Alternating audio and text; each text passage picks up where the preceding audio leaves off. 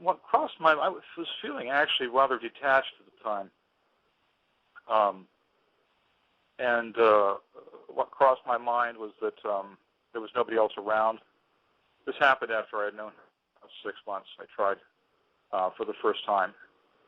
And it just crossed my mind that we could have sex because she was obviously, going through all these courtship behaviors with me. Right. And it just didn't work out at that time. It was very cold that day. I felt like we were under observation. You know how it is. Right. Especially when you're dealing with somewhat different anatomy. I wasn't able to consummate the act the first time that we tried. Because you have to navigate like you're right, a whole different set of equipment, for lack of a better term. Well, also, I can't do it like dolphins do it. When a male dolphin wants to mate, he turns upside down under the female, and they mate belly to belly, but the female is on top, and she's upright. Right. And he's upside down under her. Now, obviously, I'm not athletic enough to do that. Right. So we had to work out a different way of making love that was sort of innovative. Can you explain? Can you go a little bit further about what that entailed? I mean, how did you figure that out? Experimentation. Okay. All right. Trying several things that didn't work. This is this. You have to excuse me, Robert. Is this for a podcast or are we on the radio? We're on the radio. This is live, and it will be a podcast. Okay. All right. Yeah. Just thanks for letting me know. Sure. So eventually you figure it out. I mean, she was obviously patient, right? She hung in there to see how you guys can do this, right? She was very patient. She also had to escape from the confines of a pen where there was a male dolphin with her. These were the last two. By the time we finally got around to being comfortable with each other enough to be able to make love, the park was just about to close. It was literally days away from closing, and she and this other male dolphin were the last two dolphins left there out of about 10 that had been there previously. And he didn't want me around. There was no way I was getting in the water with him. He made that absolutely clear. So she actually escaped from that pen by squeezing between a very narrow space between two slats where he wouldn't follow her. Uh-huh. And she escaped from that pen into another pen where we had privacy. And then I got in the water with her, and we were able to, as I say, experiment and court and really, it was. I don't know, does the term sacred play mean anything to you? Sure, absolutely. I'm from California, so it means a lot on some level. All right. Yeah. That's very much what it was like. Okay, so here you are. You're now having a sexually intimate, and I'm assuming you're having a loving relationship with Ruby, right? It was very loving towards the end. It was very tender. Her courtship became much less physical, much less violent, and much more erotic and sensual. I described in the piece that was on the 3 News from New Zealand about how she would open her jaws and run her teeth very lightly up and down my arms and legs. And that was a remarkable sensation. I mean, these creatures, when you're in the water with a dolphin, Robert, it has all the power. It can do anything it wants with you. Right. The dolphin had been unhappy with me. If I had been doing something that displeased her, she could have knocked me out of the pen with her flukes. She could have rammed me. She could have, at one point, in fact, she did push me to the bottom of the pen. But not because I was doing something she didn't like, because I wasn't doing something that she wanted me to do. Interesting. Yeah. So you're right. You're absolutely right. I mean, dolphins are one of the few creatures of the sea that can actually kill a shark. So you're absolutely right about that. So I guess what you're sharing with us is that Ruby was deeply consensual with everything that was taking place. If it hadn't been consensual, it would have been impossible. All right. More than consensual. She was the instigator in this relationship, and she maintained this relationship over months of time when I was trying to discourage her. Uh-huh. And furthermore, she modified her behavior from behavior that was typical of dolphin courtship to behavior that was much more suitable to human beings. And this is not the first time dolphins in captivity have done this either. Read some of John Lilly's work where Margaret Howe is talking about her relationship with Peter. Peter Dolphin did the same thing. Uh-huh. He was tricky and clever about it. But I don't know. Maybe there's this pattern where the dolphins are trying to communicate with us, but they're just trying to communicate with us in a way that we find, morally. It would be like something out of a Douglas Adams story, Absolutely. We want the dolphins to speak, and the dolphins want us to have sex so that we can understand each other. It's never the twain shall meet, Yeah, that's funny stuff, actually. Okay, I'm going to ask you kind of a graphic question, or at least a frank question. Can you talk about the sensation of being with a dolphin? What was that like? It was like being with the ocean in an incarnate form. She was an enormously powerful animal, but that power was all under her control. It was subdued. It was played out on human scale. Right, something that you could actually handle. She was very sensitive to what you could handle. Exactly. And just playful and resourceful.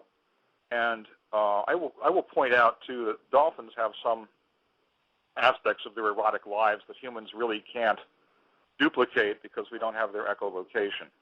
Uh-huh. But a dolphin's echolocation can create a physical sensation in your skin, on your skin, in your tissues, and they can use this in foreplay. Uh-huh. And that was part of the experience. So I mean, you're probably feeling and experiencing sensations that are very different than many humans would in the normal course of, human to human sex. Wasn't like making love in a hot tub. Let's put it that way. Yeah. I was just extraordinarily aware of the dolphin, and she was aware of me, and it seemed like we were just of one mind, if I can express it that way. Yeah. It seemed like I understood her, what she wanted, and she understood what I wanted. And, as much as with any human partner, we were lovers. I don't know how else to put it. So one of the things that I experienced with dolphins in the brief amount of time that I did swim with them was that when I actually left, like their environment, went back into my environment, I mean, I felt different. I mean, there was something about my experience with them that changed something about me energetically. People responded to me differently. I actually moved through the world a lot more gracefully. The one or two times that I swam with dolphins, it was, very cool experience on the backside, in as much as it was during the act of it. What was it like for you after you would have your experience with Ruby? How did you feel, and what was the world like for you when you left the pool and went back into the terrestrial existence? Before I left the pool, I want to tell you about something that happened. After we actually finished physically making love, I was hanging on to the wire fencing along the edge of the pool. The dolphin swam up to me. She laid her snout on my shoulder. She embraced me with her flippers, and we just stared into each other's eyes for about a minute, just hugging each other like that. It was in a sense, it was more touching than the actual physical act of the sex was. Right. Because it was just some kind of very deep sharing of an acknowledgement that we had both crossed some kind of a line. I think she understood that I had crossed a line in accommodating her wishes. Right. And I think that I felt that maybe she had crossed a line in, mating with a human. I mean, I don't know what dolphins think of that. Right, because she had to go back to that other pen where that male dolphin was, right, and deal with him. Yeah. Mm-hmm. She didn't seem to have any problems dealing with him. She was a very dominant female. I'd say, yeah. I mean, Yeah. she's very, very, very forward. So you leave the pool after you have this experience. I mean, what's going through your head? Well, what was going through my head was that I had a really astonishing, possibly unique experience, and that there was no way on earth I was going to tell anybody about it. I just knew that at the time I didn't feel like most people would be very accepting of it, but at the same time I had been profoundly and deeply touched emotionally by the experience.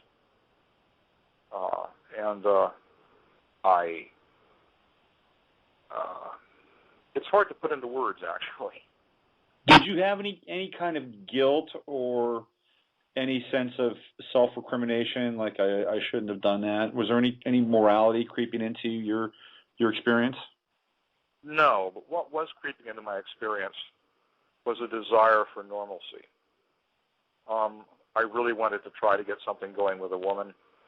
I wanted to see if I could handle a relationship in normal terms. I had let myself become flipped out by the relationship with the dolphin, and not just the sexual aspects of it, but the other emotional and the cognitive aspects of it, because the dolphin was also playing some fairly sophisticated games with me when I was around her. Can you talk about those? What was she doing? Well, in one case, I was trying to get her to modify her sound, the sound that she was making, and say her name, say something that sounded like Ruby. And about halfway through this process, I had gotten her to modify it, and suddenly she stopped, and she somehow managed to turn the tables on me and get me to start imitating her. And she finally led me back around to making a sound that she had been making in the beginning. She played a big trick on me, in other words. That's fascinating. She turned the tables on you. So this was kind of her way of, again, reestablishing kind of maybe a little bit of dominance or control, or in a playful fashion? I don't think it was so much dominance or control. I think she had a serious interest in investigating humans. I think she may have been the equivalent of a dolphin scientist. Interesting. Absolutely fascinating. So, okay, so now how many times would you say that you were in the pool and, actually sexual with Ruby? Well, we were only successful once. One time. Okay. Yeah. One time. And but you're from the time you met her through what we would call the courtship to the consummation of your connection with her, that lasted about 9 months? Is that right? Yeah. Mm-hmm. Okay. And then, and based on what I was able to read about from your story, you moved away and did something different. Is that true? Is that what happened? Well, here's what happened. As I said, the amusement park had been sold for property and was closing down, and the dolphins had all been sold. And she and this other dolphin were sold to an oceanarium in Mississippi. I had made plans to go away to the Evergreen State College for a year in Washington State because I wanted a better film program, which I thought I could get out there. And I thought, well, after a year, I'll come back and I'll look her up, see how she's doing. Right. And because I felt great tenderness and affection toward her.